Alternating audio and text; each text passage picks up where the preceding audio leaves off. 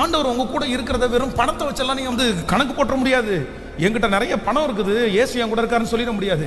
நான் எனக்கு நிறைய சொத்து கிடைச்சிருச்சு, எனக்கு இயேசு என் கூட இருக்கிறான்னு சொல்ல முடியாது. எனக்கு பதவி உயர்வு கிடைக்குது, என் கூட இயேசு இருக்காருன்னு சொல்ல முடியாது. உலகத்துல இருக்கிற பணக்காரங்க நிறைய பேர்ட்ட இயேசு இல்ல, உலகத்துல இருக்கிற நிறைய அரசியல் தலைவர்கள்ட்ட இயேசு இல்ல, உலகத்துல இருக்கிற பெரிய படிப்பாளி இடத்துல இயேசு இல்ல.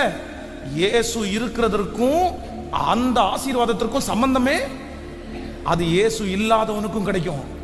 ஆனா இயேசு என் கூட இருக்கிறார் அப்படின்றதுக்கு என்ன அர்த்தம் அப்படின்னு சொன்னா, ஒரு தப்பு நடக்கும்போது, ஒரு காரியத்தை செய்ய நினைக்கும் போது என் மனசுக்குள்ள இதை செய்யாத, இது உனக்கு நல்லதில்ல, இது உனக்கு வேண்டாம், இதை நீ மன்னிச்சிரு, இதை நீ விட்டுரு, இது உனக்கு அவசியம் இல்லாதது, நீ எப்படி இதை செய்வேன்னு உள்ளுக்குள்ளே இருந்து ஒருத்தர் நம்மளை கண்ட்ரோல் பண்ணுவாரு பாருங்களேன்.